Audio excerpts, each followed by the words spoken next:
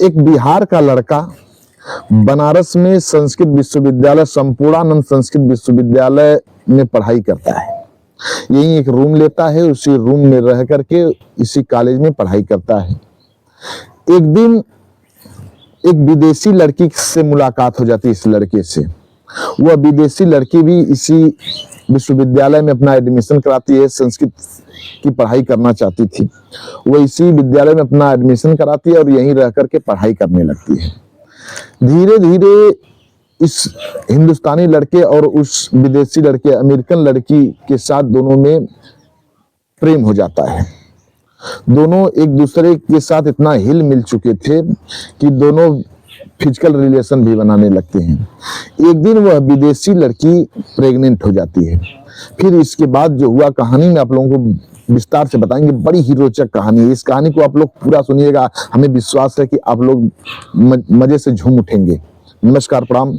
हम अजीत यादव शेरा भाई, हमारे इस चैनल में आप सबका बहुत बहुत स्वागत है। अगर आप लोग हमारे इस चैनल को सब्सक्राइब नहीं किए हो तो प्लीज चैनल को सब्सक्राइब करें, लाइक करें, कमेंट करें, हमारे चैनल को आगे बढ़ाने में अपना सहयोग करें। अब कहानी विस्तार से। यह कहानी है बिहार प्रांत की। बिहार प्रांत से यह कहानी शुरू होती है। यहीं के रहने वाले गुलाब जी की पत्नी का नाम शर्मिला देवी होता है। इन दोनों दंपत्ति के बीच में एक बेटा होता है जिसका नाम लोग बड़े प्यार से गौतम रखते हैं। गौतम बड़ा ही खूबसूरत था। गौतम बड़ा ही इंटेलिजेंट लड़का था। बचपन से ही लोग कहते हैं ना, होनहार बीरवान के चिकने पात पूत के पांव पालने में ही समझ में आने लगते हैं। जो लोग गौतम को देखते थे सभी लोग उसकी प्रतिभा को देख करके हैरान रह जाते थे। धीरे धीरे गौतम बड़ा होता है। उसके पिताजी उसका एडमिशन अपने ही इलाके के एक प्राइवेट स्कूल में कराते हैं। गौतम पढ़ने लिखने में बहुत ही तेज तर्राक था। स्कूल के हर अध्यापक उसकी प्रतिभा को देख करके दंग रह जाते थे।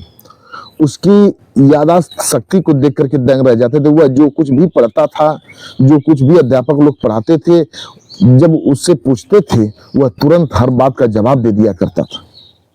सभी लोग दंग थे। अध्यापक लोग कभी कभी गौतम से कहते थे कि बेटा, तुम अपनी पढ़ाई हमेशा जारी रखना, तुम आगे कुछ कर सकते हो, तुम इतना इंटेलिजेंट हो, पढ़ने में इतना तेज हो कि अपनी पढ़ाई बीच में मत छोड़ना, आगे तुम भविष्य में कुछ अच्छा कर सकते हो। गौतम कहता है ठीक है। अपने गुरुओं की बात को मानता है गौतम। धीरे धीरे गौतम इंटर की पढ़ाई पूरी करता है। जब उसकी इंटर की पढ़ाई कंप्लीट हो जाती है तो एक दिन अपने पिता गुलाब जी से कहता है, पिताजी, मैं अब संस्कृत से मास्टरेट की डिग्रियां लेना चाहता हूँ, संस्कृत से पढ़ाई करना चाहता हूँ, क्योंकि हमें संस्कृत विषय बहुत अच्छी लगती है। तब उसके पिताजी कहते हैं कि ठीक है बेटा, जहां तुम्हारी इच्छा हो तहां तुम अपना एडमिशन करा ले। अब गौतम अपने पिता की बात को सुन करके, अपने पिता की बात को मान करके वह बनारस संपूर्णानंद संस्कृत विश्वविद्यालय से, वहीं संस्कृत विश्वविद्यालय में अपना एडमिशन कराता है। यही किराए का रूम लेता है और किराए का रूम लेकर के रहने लगता है, पढ़ाई करने लगता है। एक दिन एक अमेरिकन लड़की यही बनारस में आती है। वह भी इसी संपूर्णानंद संस्कृत विश्वविद्यालय में अपना एडमिशन कराती है और वह भी संस्कृत से पढ़ाई करना चाहती थी। वह भी अपना एडमिशन करा लेती है। अब वह लड़की भी यहीं किराए का रूम लेकर के रहने लगती है और पढ़ाई करने लगती है। वह लड़की गौतम के ही क्लास में पढ़ती थी। उसका नाम था हैरी। अब हैरी धीरे धीरे संपर्क में आने लगती है गौतम के। दोनों एक दूसरे से बात विचार करते थे, क्लास में पढ़ते थे, कहीं घूमने जाते थे तो एक दूसरे के साथ जाते थे। इतना दोनों हिल मिल चुके थे। गौतम हैरी को पूरे इलाके में घुमाता है, बनारस में घुमाता है। कई बार तो गौतम अपने घर पर हैरी को घुमाने ले गया था, बिहार घुमाने ले गया था। हैरी को अपने माता पिता से कई बार मिलवाता है। उसके माता पिता जब हैरी को देखते हैं बड़ा प्रसन्न होते हैं। हैरी भी गौतम के माता पिता को देख करके बहुत प्रसन्न होती है। धीरे धीरे समय व्यतीत होता है। दोनों की पढ़ाई धीरे धीरे कंप्लीट हो जाती है। दोनों मास्टरेट की डिग्रियां ले लेते हैं। हैरी भी मास्टरेट की डिग्रियां ले लेती है, गौतम भी मास्टरेट की डिग्रियां ले लेता है। अब जब पढ़ाई पूरी हो जाती है तब हैरी अपने वतन अमेरिका जाने लगती है। जब अमेरिका जाने लगती है हैरी, तो गौतम हैरी को छोड़ने के लिए बाबतपुर एयरपोर्ट पे जाता है। वहां उसको प्लेन में बैठाने के लिए वहां जाता है। तो जब हैरी प्लेन में बैठने के लिए जाती है तो दोनों एक दूसरे को पकड़ करके खूब रोते हैं।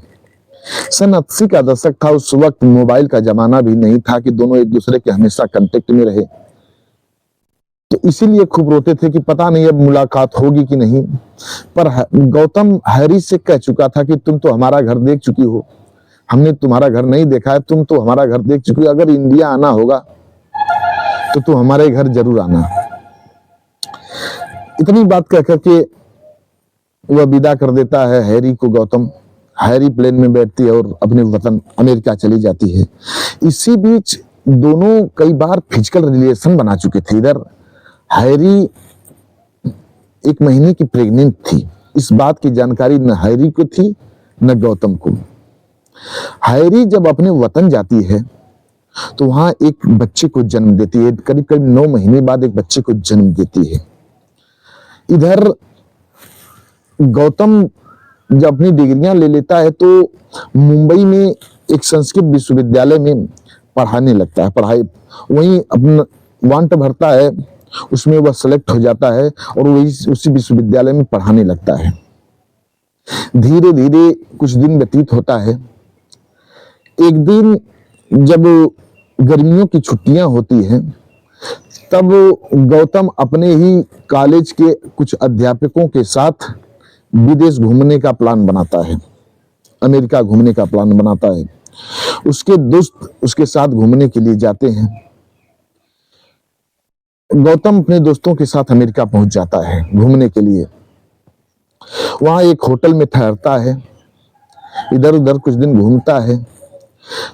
घूम फिर करके गौतम और उसके दोस्त शाम को एक प्ले ग्राउंड में जाकर के बैठते थे। खेल का मैदान हुआ करता था, उसी ग्राउंड में जाकर के बैठते थे और कुछ बच्चे वहां आकर के खेलते थे, तो सभी लोग खेल का आनंद लिया करते थे। उसी में एक बच्चा, बड़ा होनहार बच्चा था, जिसका नाम टॉम हैरी होता है। वह बच्चा बड़ा ही खूबसूरत खेलता था, बड़ा ही अच्छा प्रदर्शन करता था खेल में। अक्सर वहां लोग क्रिकेट और फुटबॉल का खेल खेलते हैं, तो क्रिकेट खेला करता था वह बच्चा हैरी टॉम।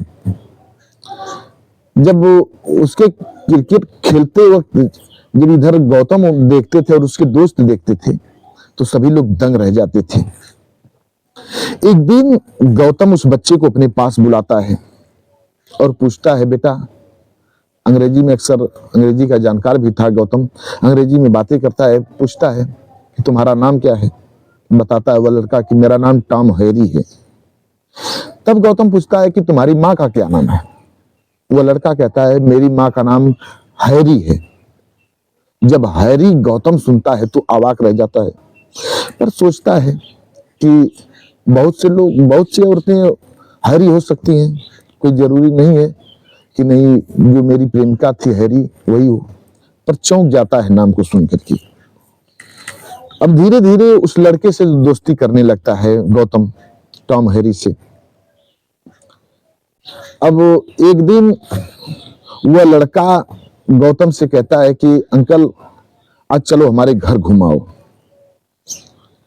गौतम कहता है ठीक है बेटा, चलेंगे हम। उस लड़के के साथ, टॉम हैरी के साथ गौतम उसके घर घूमने के लिए चला जाता है। जब वही उसके घर घूमने के लिए जाता है, टॉम हैरी दौड़ करके जाता है, अपनी माँ को कहता है कि माँ, हमारे एक दोस्त आए हैं, चलो उनसे मिल लो। इधर बरामदे में ही गौतम बैठा हुआ था। वह टॉम हैरी जाता, अपनी माँ को बुला करके लाता है। हैरी आती है। जो वही हैरी आती है, गौतम हैरी को देखता है, हैरान रह जाता है। वह हैरी कोई और नहीं गौतम की प्रेमिका थी, और वह बच्चा कोई और नहीं, वह गौतम ही का बेटा था, जो है हैरी जाते वक्त प्रेग्नेंट थी। अब वो जब हैरी को देखता है, गौतम रोने लगता है। दोनों, हैरी भी रोने लगती है, देख करके अवाक रह जाती है। दोनों एक दूसरे को अखबार में पकड़ करके रोने लगते हैं। उनको पता नहीं था कि अचानक ऐसी मुलाकात हो जाएगी। दोनों फिर बैठ करके खूब बातें करते हैं।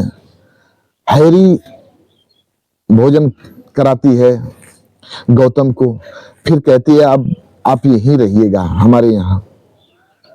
तो गौतम कहता है नहीं, हमारे दोस्त आए हुए हैं, होटल में ठहरे हुए हैं, हम लोग घूमने के लिए आए थे, हमें क्या पता था कि तुमसे मुलाकात हो जाएगी। हैरी कहती नहीं, उन लोगों को होटल में रहने दो और आप यहीं रहो। मान जाता है गौतम, वहीं रहने लगता है अपने दोस्तों से बातें करके। फिर इसके बाद जब वीजा खत्म होता है तो हैरी से बात करके कहता है कि हैरी, अब तो हमने यहाँ का एड्रेस देख लिया, अब हम हमेशा आते जाते रहेंगे और तुम भी अब आते जाते रहना हमारे यहाँ। मैं अब मुंबई में एक विश्वविद्यालय में पढ़ाता हूँ। हैरी भी अपने ही इलाके में संस्कृत से एक स्कूल में पढ़ाती थी, संस्कृत पढ़ाती थी बच्चों को। अब इतनी बात कह करके गौतम हैरी से विदा लेता है, अपने दोस्तों के साथ फिर मुंबई आता है। मुंबई आने के बाद समय समय पर जब छुट्टियां होती थी तो गौतम हैरी से मिलने के लिए जाता था, अपने बच्चे से मिलने के लिए जाता था, और हैरी भी समय समय पर मुंबई आती थी, समय समय पर गौतम के घर भी आती थी। दोनों अब एक दूसरे से मिलजुल करके रहते हैं। बस आज की कहानी इतने तक। अगर कहानी आप लोगों को अच्छी लगी हो तो हमारे इस चैनल को सब्सक्राइब करिएगा, कमेंट करिएगा, लाइक करिएगा, शेयर भी करिएगा। मिलते हैं अगले एपिसोड में किसी एक नई कहानी के साथ, मनोरंजक कहानी के साथ। तब तक के लिए नमस्कार।